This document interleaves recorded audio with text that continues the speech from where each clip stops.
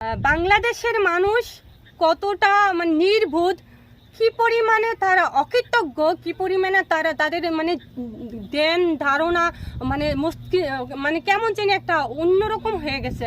মানুষ যে তারা এটা নিজেরাই মনে জানে না। কারণ এসে কি দেখেন যে বাংলাদেশকে বিক্রি করে দিছে। বাংলাদেশে মানে অন্য দেশের সেনারা এসে, আমেরিকান সেনা এসে এখানে গাঁটি বেঁধেছে, সেই খবর নাই। ওই যে কোন দেশের কোন লোক মানে ভাত বিক্রি করে, ভাতের হোটেলে যে তারা পড়ে আছে। বাইরে ভাই, ভাতের হোটেল দিয়ে কি তোদের জীবন চলবে?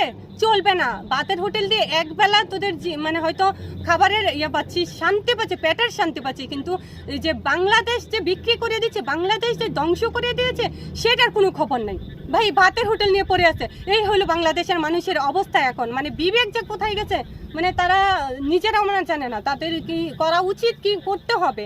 বাংলাদেশকে অন্য দেশের মানুষ এসে এখানে গাঁটি বেঁধে আর এরা ভাতের হোটেল নিয়ে পড়ে আছে। এই হলো অবস্থা। কে বিক্রি করে দিয়েছে বাংলাদেশকে?